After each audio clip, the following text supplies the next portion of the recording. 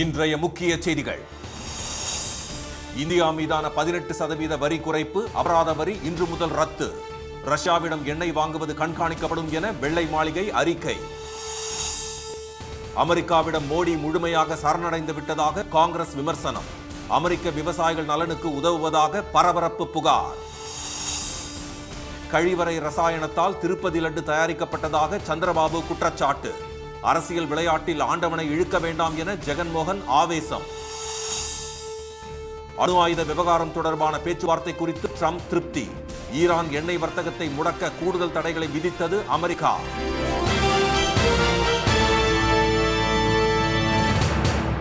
வணக்கம். வணக்கம். இந்தியா மீதான வரி குறைப்பு மற்றும் ரஷ்யாவிடம் எண்ணெய் வாங்குவதற்காக விதிக்கப்பட்ட 25% அபராத வரி ரத்து ஆகியவை இன்று அமலுக்கு வந்தன. இரண்டாவது முறை அமெரிக்க அதிபரான ட்ரம்ப் பரஸ்பர வரி என்ற பெயரில் இந்திய பொருட்கள் மீது 25% வரியை விதித்ததுடன் ரஷ்யாவிடம் எண்ணெய் வாங்குவதற்காக 25% அபராத வரியையும் அறிவித்தார். இதையடுத்து இரு நாடுகளுக்கும் இடையே வர்த்தக ஒப்பந்தம் தொடர்பாக பேச்சுவார்த்தை நடந்து வந்தது. இந்நிலையில் அமெரிக்க பொருட்கள் மீதான வரியை முழுவதுமாக இந்தியா ரத்து செய்யவும், அதற்கு பதிலாக இந்திய பொருட்கள் மீதான 25% வரியை 18% குறைக்கவும் ஒப்பந்தம் செய்யப்பட்டிருப்பதாக கடந்த 2ஆம் தேதி ட்ரம்ப் அறிவித்தார். இதுகுறித்து நாடாளுமன்றத்தில் பேசிய மத்திய வர்த்தக அமைச்சர் திரு பியூஷ் கோயல், மாறிவரும் உலக சூழலின் நடைமுறை யதார்த்தம் மற்றும் இந்திய வளர்ச்சியை அடிப்படையாக கொண்டு இந்தியா அமெரிக்கா இடையே இடைக்கால ஒப்பந்தம் செய்யப்பட்டுள்ளதாகவும் அதற்கான இறுதி ஒப்பந்தம் மார்ச் மாத இறுதிக்குள் முடிவு செய்யப்படும் என்றும் தெரிவித்தார். साथ ही साथ एक फॉर्मल एग्रीमेंट ड्राफ्ट हो रहा है जिसको शायद महीना भर 1.5 महीना लग सकता है और उस फॉर्मल एग्रीमेंट को मिड मार्च तक साइन करने का अंदाजा है.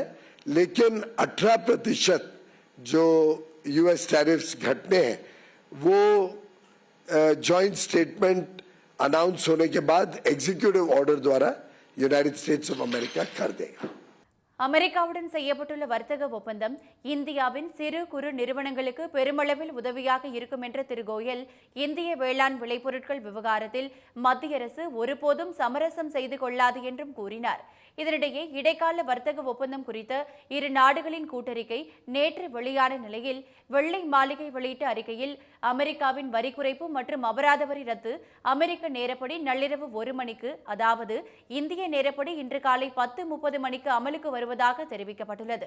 ரஷ்யாவிடம் எண்ணெய் பெறுவதற்காக விதிக்கப்பட்ட அபராத வரி ரத்து செய்யப்பட்டாலும் ரஷ்யாவிடம் இந்தியா எண்ணெய் வாங்குவது நேரடியாகவோ மறைமுகமாகவோ தொடர்கிறதா என்பது குறித்து தொடர்ந்து கண்காணிக்கப்படும் என்றும் அதில் தெரிவிக்கப்பட்டிருப்பது டெல்லி அரசியல் அரங்கில் பெரும் விவாதத்தை எழுப்பியுள்ளது. அமெரிக்காவிடமிருந்து பிரதமர் திரு மோடி முழுவதுமாக சரணடைந்து விட்டதாக காங்கிரஸ் கடுமையாக விமர்சித்துள்ளது. அமெரிக்காவுடன் செய்யப்பட்ட இடைக்கால வர்த்தக ஒப்பந்தத்தால் ஏற்படும் பாதிப்புகளை விளக்கி காங்கிரஸ் பொதுச் செயலாளர் திரு ஜெயராம் ரமேஷ் வெளியிட்டுள்ள எக்ஸ் வலைதள பதிவில் 2 நாடுகளும் வெளியிட்டுள்ள கூட்டறிக்கை பல விஷயங்களில் மௌனம் சாதிப்பதாக சாடியுள்ளார். ரஷ்யாவிடம் எண்ணெய் வாங்குவதை கண்காணிக்கப் போவதாக அமெரிக்கா அறிவித்திருப்பதையும், அவ்வாறு எண்ணெய் வாங்கினால் மீண்டும் அபராத வரி விதிக்கப்படும் என கூறியிருப்பதையும் மோடி அரசு மறைமுகமாக ஒப்புக்கொண்டுள்ளதாகவும் அவர் விமர்சித்துள்ளார். ரஷ்யாவிடமிருந்து கச்சா எண்ணெய் வாங்குவதை நிறுத்துவதாக அதிபர் ட்ரம்ப் அறிவித்திருந்தாலும் மத்திய அரசின் தரப்பில் இருந்து எந்த மறுப்பையும் தெரிவிக்காமல் மௌனம் சாதிப்பதை திரு ஜெயராம் ரமேஷ் சுட்டிக்காட்டியுள்ளார். இந்திய விவசாயிகளின் நலன்களை பறிகொடுத்து அமெரிக்க விவசாயிகளுக்கு உதவும் விதமாக இறக்குமதி வரிகளை குறைக்க மோடி அரசு ஒப்புக்கொண்டிருப்பதாக கூறியுள்ள அவர், அமெரிக்காவில் இருந்து இந்தியா செய்யும் வருடாந்திர இறக்குமதிகள் இனி 3 மடங்காக உயர்ந்து இந்தியாவிடம் வர்த்தக உபரியே இல்லாத நிலை ஏற்படும் என எச்சரித்துள்ளார். அமெரிக்காவுடனான ஒப்பந்தம் மூலம் இந்தியாவின் தகவல் தொழில்நுட்பம் மற்றும் பிற சேவை ஏற்றுமதிகளில் நிச்சயமற்ற நிலை உருவாகும் என்றும், அமெரிக்காவுக்கு இந்தியாவில் இருந்து ஏற்றுமதி செய்யப்படும் பொருட்களுக்கும் முன்பை விட அதிக வரிகள் விதிக்கப்படலாம் என்றும் திரு ஜெயராம் ரமேஷ் கூறியுள்ளார். அமெரிக்க அதிபர் ட்ரம்புடன் நெருக்கம் காட்ட பிரதமர் திரு மோடி மேற்கொண்ட முயற்சிகள் பெரிய பலன்கள் எதையும் அளிக்கவில்லை என்றும், நமது பிரதமரின் அமெரிக்க பயணத்தை விட ட்ரம்பின் இந்திய பயணமே வெற்றி பெற்றுள்ளதாகவும் கூறியுள்ள அவர், இதுவரை இந்திய நண்பனாக இருந்த ரஷ்யாவும் இனி நண்பன் இல்லை என்று தெரிவித்துள்ளார். திரு மோடி அமெரிக்காவிடம் சரணடைந்து விட்டதை குறிக்கும் விதமாக, என் பெயர் நரேந்தர், என் வேலை சரணடைதல் என்றும் தமது பதிவில் திரு ஜெயராம் ரமேஷ் கடுமையாக விமர்சித்துள்ளார். ஆந்திராவில் முன்னாள் முதலமைச்சர் திரு ஜெகன்மோகன் ரெட்டி ஆட்சியின் போது கழிவறையை சுத்தம் செய்யும் ரசாயனங்களால் திருப்பதி லட்டு தயாரிக்கப்பட்டிருப்பதாக முதலமைச்சர் திரு சந்திரபாபு நாயுடு குற்றம் சாட்டியிருப்பது புதிய சர்ச்சையை ஏற்படுத்தியுள்ளது. பக்தர்களால் புனித பிரசாதமாக கருதப்படும் திருப்பதி லட்டு முந்தைய ஆட்சியாளர்களால் கலப்பட நெய் கொண்டு தயாரிக்கப்பட்டதாக குற்றம் சாட்டிய திரு சந்திரபாபு நாயுடு நெய் மாதிரியை பரிசோதித்ததில் அதில் விலங்குகளின் கொழுப்பு கலந்திருப்பது கண்டுபிடிக்கப்பட்டதாக குற்றம் சாட்டினார். இதையடுத்து இதுகுறித்து விசாரணை நடத்திய சிபிஐ லட்டு தயாரிக்க பயன்படுத்தப்பட்டது நெய்யே அல்ல என்றும் அது ஒரு செயற்கை கலவை எனவும் தெரிவித்தது. 5.2 லட்சம் கிலோ பனை எண்ணெய், 2 லட்சம் கிலோ பாம் கர்னல் எண்ணெய், 2.5 லட்சம் கிலோ பாமோலின் ஆகியவை முக்கியமாக கலக்கப்பட்டிருந்தன என்று கூறிய சிபிஐ லட்டுவில் மனம் மற்றும் நிறத்தை கொண்டுவர beta carotene, acetic acid ester, lactic அமிலம் மற்றும் செயற்கை நெய்யுடன் வாசனை திரவியங்களும் பயன்படுத்தப்பட்டதாக தெரிவித்தது. 2019 2024 ஆண்டு வரை உத்தரகண்ட் மாநிலத்தை சேர்ந்த நிறுவனம் ஒன்று 68 லட்சம் கிலோ போலி நெய்யை விநியோகித்ததாக கூறிய சிபிஐ ஒரு சொட்டு பால் கூட பதப்படுத்தப்படாமல் போலி நெய் தயாரிக்கப்பட்டதாகவும் தெரிவித்தது. நெய்யின் தூய்மையை உறுதிப்படுத்த வேதிப்பொருட்கள் பயன்படுத்தப்பட்டிருப்பதாகவும் சிபிஐ கூறியது.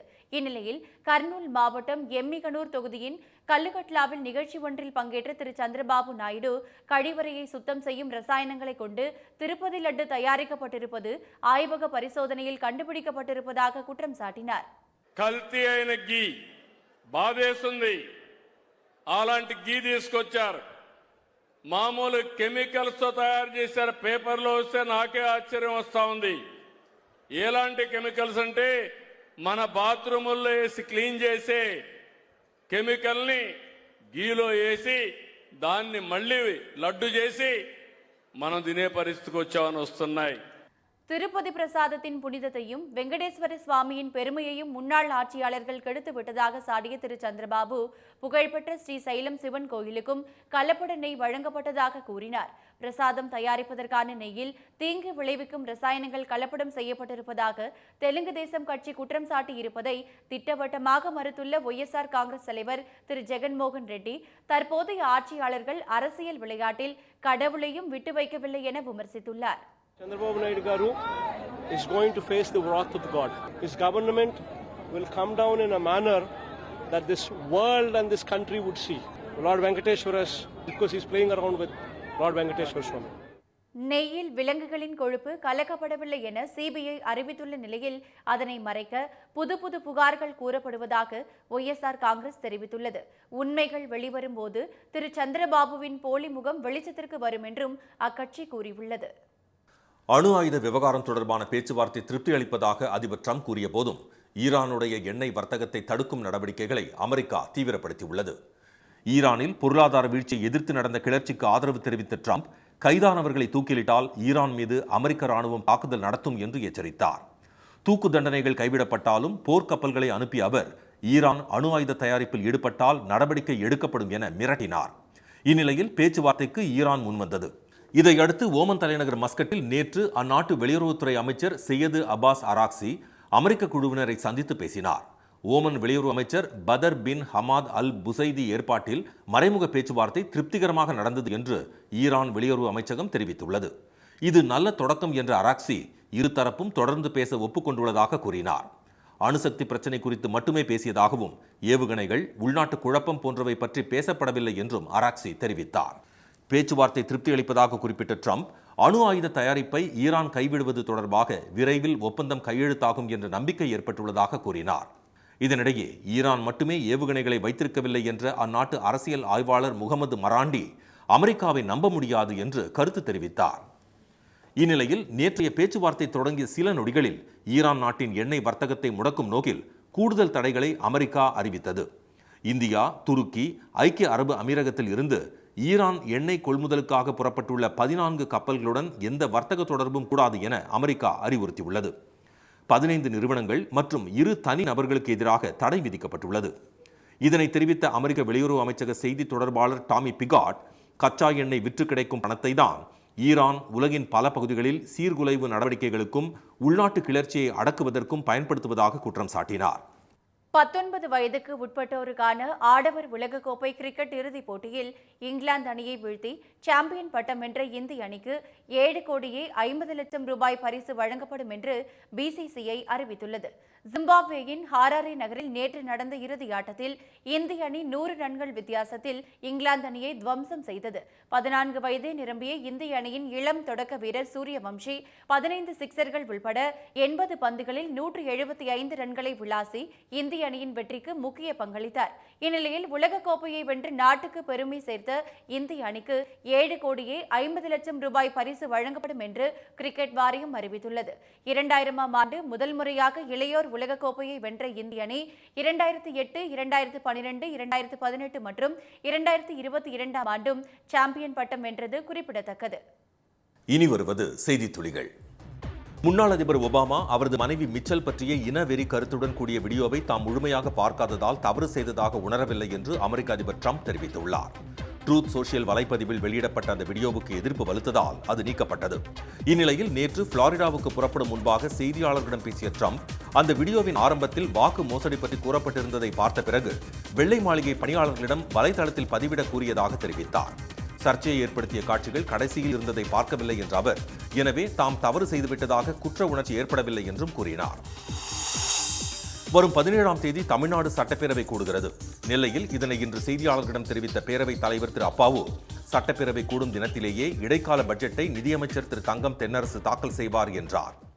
தமிழ்நாடு சட்டமன்ற பேரவையின் அடுத்த கூட்டத்தொடர் 2026ஆம் ஆண்டு பிப்ரவரி மாதம் 14ஆம் தேதி காலை 9:30 மணிக்கு சென்னை தலைமைச் செயலகத்தில் அமைந்துள்ள சட்டமன்ற பேரவை வளாகத்தில் கூட்டியுள்ளேன். 2026-27ஆம் ஆண்டுக்கான இடைக்கால நிதிநிலை அறிக்கையினை மாண்புமிகு தங்கம் தென்னரசு அவர்களால் சட்டப்பேரவைக்கு வாசித்து அளிக்கப்படும். கூட்டத்தொடரை எத்தனை நாட்கள் நடத்துவது என்பது குறித்து அலுவல் ஆய்வுக்குழு கூட்டத்தில் முடிவு செய்யப்படும் என்று அவர் தெரிவித்தார். தமிழ்நாட்டை தொடர்ந்து புறக்கணிக்கும் மத்திய அரசை கண்டித்து வரும் 12ஆம் தேதி மாநிலம் தழுவிய அளவில் போராட்டம் நடத்தப்படும் என திமுக கூட்டணி கட்சிகள் அறிவித்துள்ளன. 100 நாள் வேலை திட்டத்தை மத்திய அரசு அழித்துவிட்டதாக சாடியுள்ள அக்கட்சிகள் இதனை கண்டுகொள்ளாத அடிமை அதிமுகவை கண்டித்து அனைத்து நகரங்களிலும் இந்த போராட்டம் நடத்தப்படும் என அறிவித்துள்ளன. நீண்ட கால பணியிடை நீக்கத்தில் உள்ள காவலர்களை மீண்டும் பணியில் சேர்க்க தமிழ்நாடு காவல்துறை உத்தரவிட்டுள்ளது. பணியிடை நீக்க வழக்குகளை ஆய்வு செய்து தகுதியானவர்களை பணியில் சேர்க்க உயர் அதிகாரிகளுக்கு உத்தரவிட்டுள்ள டிஜிபி இது தொடர்பான விரிவான அறிக்கையை வரும் 13ஆம் தேதிக்குள் சமர்ப்பிக்கவும் உத்தரவிட்டுள்ளார். ஆன்லைன் மூலம் காலாவதியான பொருட்களை விற்கும் நிறுவனங்கள் மீது கடும் நடவடிக்கை எடுக்கப்படும் என்று உணவு பாதுகாப்புத்துறை தெரிவித்துள்ளது. ஆன்லைன் வழியாக மளிகை பொருள் வாங்கும்போது காலாவதி தேதியை பார்த்து வாங்குமாறு பொதுமக்கள் கேட்டுக் கொள்ளப்பட்டுள்ளனர். மேற்கு வங்க சட்டப்பேரவை தேர்தலில் தனித்து போட்டியிடுவது என்ற காங்கிரஸ் கட்சியின் முடிவால் மார்க்சிஸ்ட் கட்சிக்கு எந்த பாதிப்பும் ஏற்படாது என அக்கட்சியின் மாநில செயலாளர் திரு முகமது சலீம் தெரிவித்துள்ளார். ஆளும் கட்சியான திரிணாமுல் காங்கிரஸை வீழ்த்தும் நோக்கில் 2021ஆம் ஆண்டு சட்டப்பேரவை தேர்தலின் போது காங்கிரஸ் கட்சியுடன் தொகுதி உடன்பாடு மட்டுமே மேற்கொள்ளப்பட்டதாக அவர் கூறினார். டிஜிட்டல் மோசடிகளில் பணத்தை இழப்பவர்களுக்கு வங்கி மூலம் 25,000 ரூபாய் இழப்பீடு வழங்கப்படும் என ரிசர்வ் வங்கி அறிவித்துள்ளது. கடந்த ஆண்டு நாடு முழுவதும் நடைபெற்ற டிஜிட்டல் மோசடிகளில் சுமார் 20,000 கோடி ரூபாய் இழப்பு ஏற்பட்டிருப்பதாகவும் இந்த மோசடிகளால் 21 லட்சத்திற்கும் மேற்பட்டோர் நேரடியாக பாதிக்கப்பட்டுள்ளதாகவும் தெரிவித்த ரிசர்வ் வங்கி ஆளுநர் திரு சஞ்சய் மல்ஹோத்ரா இது தொடர்பாக புதிய விதிமுறைகள் வகுக்கப்பட்டிருப்பதாக கூறினார். சபரிமலை தங்கம் திருட்டு வழக்கு தொடர்பாக நடிகர் ஜெயராமுக்கு அமலாக்கத்துறை சம்மன் அனுப்பியுள்ளது. ஐயப்பன் கோவில் கருவறை கதவுகள், துவார பாலகர்கள் சிலைகளுக்கு சென்னையில் தங்க முலாம் பூசிய போது அசோக் நகரில் உள்ள நடிகர் ஜெயராம் வீட்டுக்கு அவை எடுத்துச் செல்லப்பட்டு சிறப்பு பூஜையுடன் வழிபாடு நடத்தப்பட்டது. இது தொடர்பாக அவரிடம் கேரள சிறப்பு புலனாய்வு குழு அண்மையில் விசாரணை நடத்திய நிலையில் அமலாக்கத்துறை தற்போது சம்மன் அனுப்பியுள்ளது. புதுச்சேரியில் ஆளும் என்ஆர் காங்கிரஸ் கட்சியின் 16வது ஆண்டு விழாவில் முதலமைச்சர் திரு ரங்கசாமி கட்சியின் கொடியை ஏற்ற நல்ல நேரத்திற்காக காத்திருந்தது பலரது கவனத்தையும் ஈர்த்தது. கை கடிகாரத்தை பார்த்து 1 நிமிடம் கடந்த பிறகு கட்சி கொடியை அவர் ஏற்றினார்.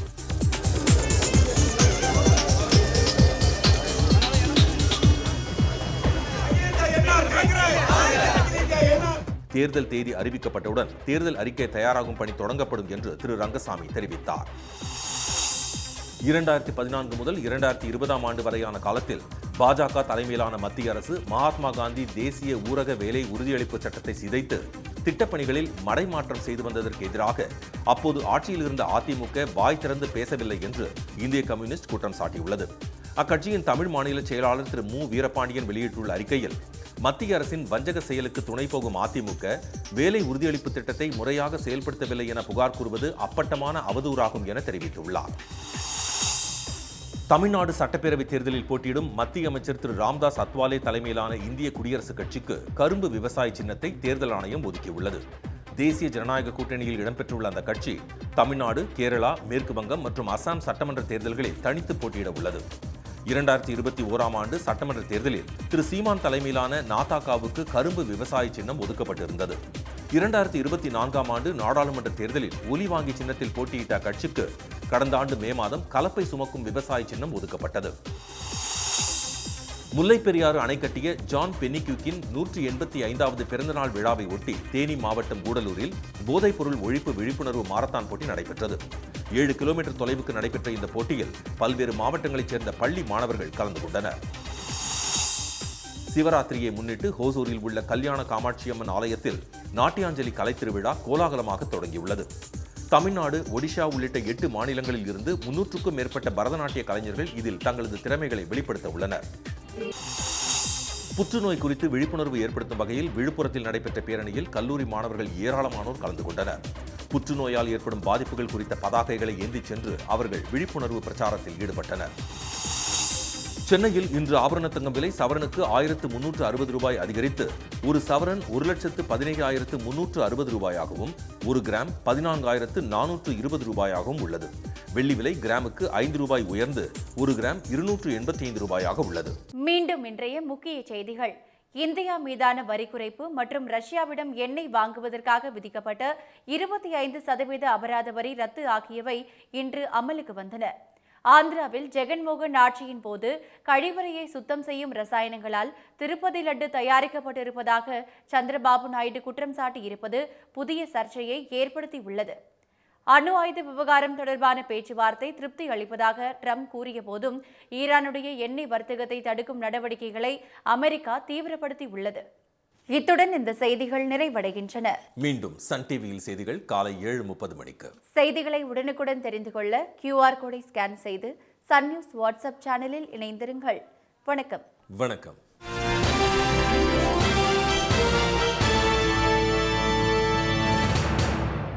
உடனுக்குடன் செய்திகளை தெரிந்து கொள்ள சன் நியூஸ் பெல் ஐகானை கிளிக் பண்ணுங்க.